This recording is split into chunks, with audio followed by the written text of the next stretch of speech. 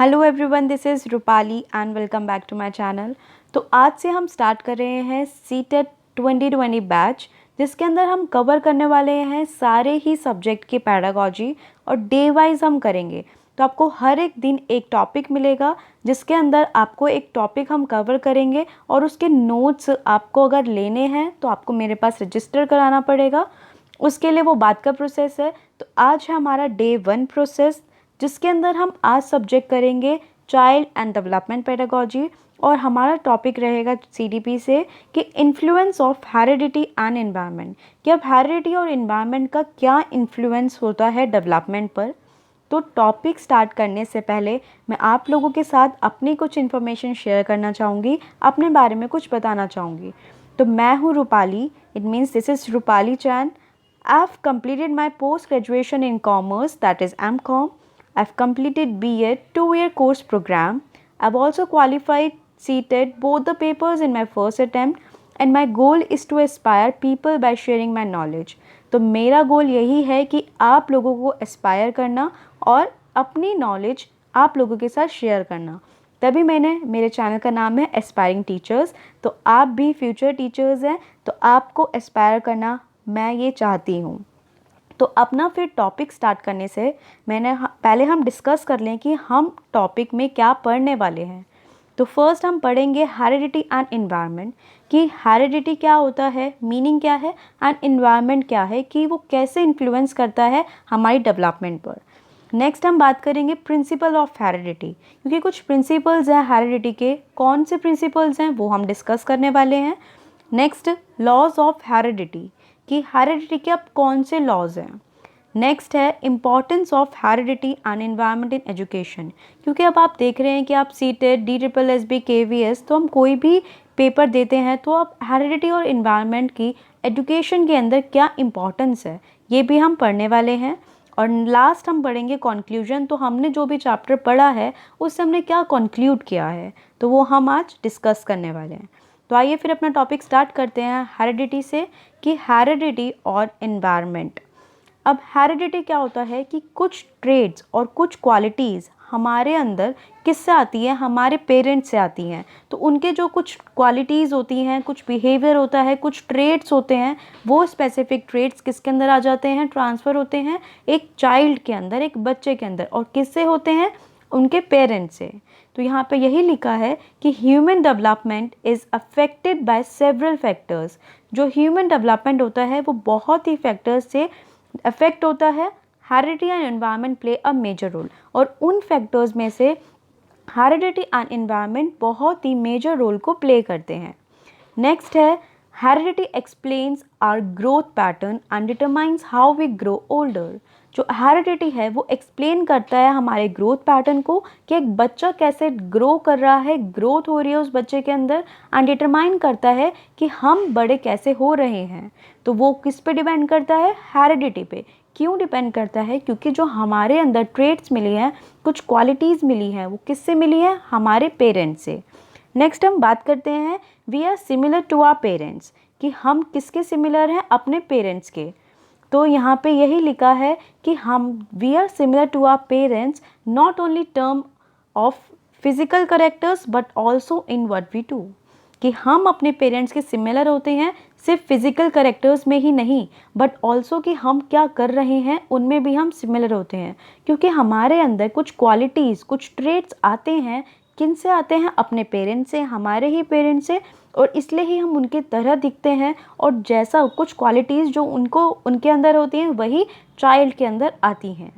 Next है the similarities that we have with our parents depend upon the genetic makeup transmitted from the parents to the child, कि जो similarities हमारे parents के अंदर होती है वही किसके अंदर आ जाती है, जेनेटिकली चाइल्ड के अंदर, एक चाइल्ड के अंदर ट्रांसफ़र हो जाती है, और वो किससे ट्रांसमिटेड होती है, पेरेंट्स से चाइल्ड के अंदर। लास्ट पॉइंट है हेरिडिटी में influence many traits such as the colour of the eyes, height and specific diseases. तो इसके अंदर यही बोला है कि जो हेरिडिटी होती है वो इन्फ्लुएंस करती है बहुत सारे ट्रेड्स के, जैसे कि हमारी आइज़ का कलर हो गया, हमारी हाइट हो गई कि अगर आपके फादर और मदर दोनों की हाइट बहुत अच्छी है तो आपकी तो डिपेंड करता है कि चाइल्ड की हाइट भी उनकी तरह ही अच्छी होगी। बट अगर दोनों ही कपल आपके जो पेरेंट्स हैं तो आपके पेरेंट्स की हाइट अगर छोटी है तो वो जनरली जो बच्चे होते हैं तो उनकी हाइट भी इफ़ेक्ट करती है, वो भी छोटी ही होती है। और कुछ स्पेसिफिक डिसीज़ेज़ होते हैं कि सपोज़ कि आपके फादर को कोई भी डिसीज़ है, कोई ब्लड प्रेशर की प्रॉब्लम है, शुगर की प्रॉब्लम है, तो एक स्पेसिफिक डिसीज़ की अगर कोई प्रॉब्लम है तो वही ट्रांसमिटेड हो जाते हैं जीन्स के थ्रू चाइल्ड के अंदर। तो ये है हमारा कॉन्सेप्ट हेरिडिटी एंड एनवायरनमेंट का। अब हम बात करेंगे कि एनवायरमेंटल फैक्टर्स कौन से होते हैं कि कैसे वो डेवलपमेंट पे, एक चाइल्ड के डेवलपमेंट पे कैसे अफेक्ट करते हैं। तो similarly development is also influenced by the environment. जैसे कि हेरिडिटी इन्फ्लुएंस करता है डेवलपमेंट पर, वैसे ही इन्वायरमेंट भी इन्फ्लुएंस करता है डेवलपमेंट पर। It also influences our learning behaviour and personality, कि इन्वायरमेंट भी कैसे इफेक्ट करता है हमारी लर्निंग बिहेवियर को या हमारी पर्सनालिटी को बहुत इन्फ्लुएंस करता है। कि जैसे अगर कोई पुअर फैमिली में एक बच्चा है, वो पुअर फैमिली से बिलोंग करता है, तो जो उसकी पर्सनालिटी होगी वो वैसे ही डिपेंड करेगी उसके ऊपर, उसके इन्वायरमेंट के ऊपर, क्योंकि उसके आसपास के जो लोग होंगे वो वैसे ही इन्फ्लुएंस्ड होगा उनसे और उसकी पर्सनालिटी भी वैसे ही डेवलप होगी। लर्निंग बिहेवियर, अगर एक जो पेरेंट्स हैं, एक बच्चा बहुत ही इंटेलिजेंट है, बहुत जल्दी लर्न कर लेता है, तो वो कैसे इन्फ्लुएंस होगा कि उसके आसपास सारे ही एजुकेटेड पीपल हैं और वो उनसे सीख रहा है डेली। तो लर्निंग बिहेवियर वो भी डिपेंड करेगा बच्चे का। तो इन्वायरमेंट बहुत ही इंपॉर्टेंट रोल प्ले करता है हमारे डेवलपमेंट के ऊपर। नेक्स्ट है environment, here refers to the surrounding context, interaction with the people, socio-culture context, political and historical context of the person's life and many other dimensions। यहाँ पे क्या बोला गया है कि जो environment है वो रेफ़र करता है हमारी surrounding, interaction with people. It means कि आप जिस environment में रह रहे हैं उनके साथ आप कैसे कांटेक्ट कर रहे हैं। तो जैसे ही कि आपकी जो सराउंडिंग है, आपके आसपास के लोग, जैसे कि आपकी फैमिली मेम्बर्स हो गए, आपके फ्रेंड्स हो गए, आपकी सोसाइटी हो गई, नेबरहुड हो गया, तो वो सब आ जाता है इन्वायरमेंट के अंदर। क्योंकि आप इन्वायरमेंट होता है आपके आसपास जो भी चीज़ें हो रही होती हैं, तो बच्चा उन चीज़ों से बहुत जल्दी इन्फ्लुएंस होता है। नेक्स्ट है the school has to play a significant role in child's learning and development. School है जो बहुत ही इम्पॉर्टेंट सिग्निफिकेंट रोल प्ले करता है एक चाइल्ड की लर्निंग एंड डेवलपमेंट के अंदर। अब वो कैसे प्ले करता है, क्योंकि ज़्यादातर बच्चा पहले कहाँ रहता है, घर में रहता है, फिर घर के बाद वो कहाँ जाना स्टार्ट करता है, एक स्कूल में। तो स्कूल में वो काफ़ी चीज़ें सीखता है और काफ़ी चीज़ों से वो सीखकर उसकी लर्निंग पर इफ़ेक्ट आता है। तो यही यहाँ पे बोला गया है कि चाइल्ड जो स्कूल है वो बहुत ही इम्पॉर्टेंट रोल प्ले करता है। नेक्स्ट हम बात करेंगे कि content pedagogy, school environment, teachers and peer group contribute to the school environment of the child. अब एक स्कूल इन्वायरमेंट एक चाइल्ड के लिए कौन कौन सी चीज़ें इंक्लूड होती हैं, कि हो गया कंटेंट पेडागोजी जो स्कूल का इन्वायरमेंट होता है, टीचर्स हो गई, पीयर ग्रुप हो गया, इट मीन्स आपके फ्रेंड्स हो गए हैं, वो सब ही कंट्रीब्यूट करते हैं एक स्कूल के इन्वायरमेंट के अंदर एक बच्चे के लिए। नेक्स्ट है the debate of the importance of role of heredity versus environment is very prominent.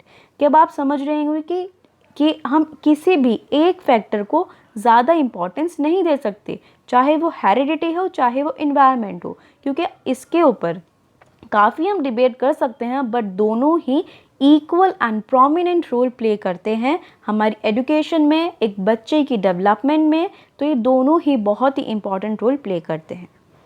Next हम बात करेंगे कि प्रिंसिपल ऑफ हेरिडिटी, कि अब कौन से प्रिंसिपल हैं हेरिडिटी के। तो यहाँ पे हम देख रहे हैं कि द यूनियन ऑफ 23 क्रोमोसोम्स।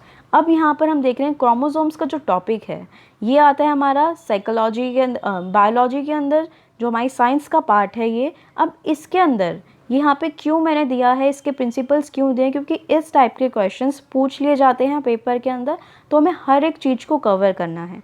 तो जो प्रिंसिपल ऑफ हेरिडिटी है, क्या बोला गया है कि एक the union of 23 chromosomes of the mail with that of the female is the case of conception.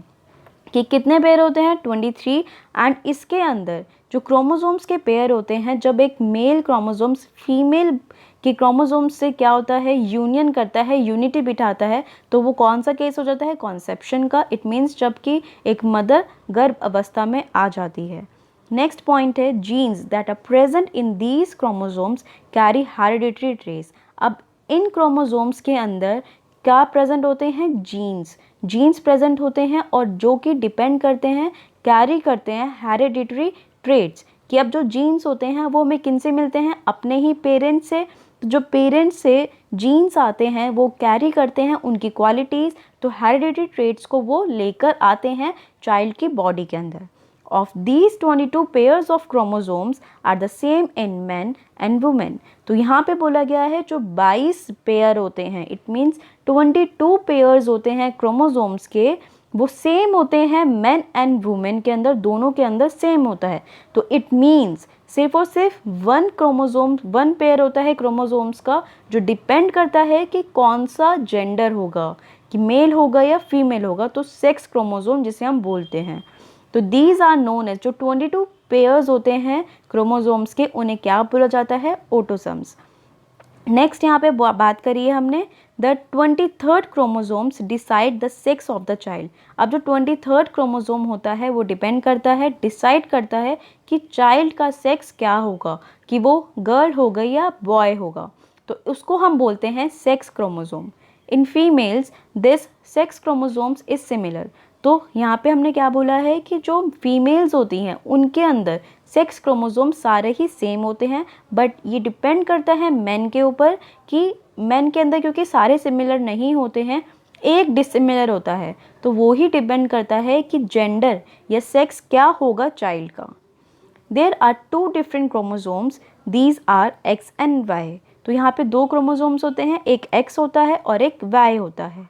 तो the female has only X chromosome. तो फीमेल के अंदर कौन से क्रोमोसोम्स होते हैं, X chromosomes, and while the male has both. और male के अंदर होते हैं दोनों, एक्स भी होता है वाई भी होता है। तो अगर एक्स के साथ एक्स क्रोमोसोम्स यूनाइट होगा तो कौन सा चाइल्ड होगा, फीमेल बॉडी। तो इट मीन्स कौन सा जेंडर होगा, गर्ल बेबी होगी। एंड इफ एक्स वाई, अगर एक्स के साथ वाई क्रोमोसोम्स यूनाइट करेगा तो कौन सा जेंडर होगा, मेल, तो वो होगा मेल बेबी, तो इट मीन्स बॉय होगा। तो ये थे कुछ principles of law, the principles of heredity. Next हम बात करेंगे कि अब हेरिडिटी के लॉज क्या हैं, उनके सिद्धांत क्या हैं। तो जॉन ग्रेगर मेंडल ने 1866 के अंदर कंट्रीब्यूट किया था significantly in developing the laws of heredity. तो आपको यहाँ पे ये नेम याद रखना है, जॉन ग्रेगर मेंडल 1866 के अंदर उन्होंने ही हेरिडिटी का लॉ डेवलप किया था।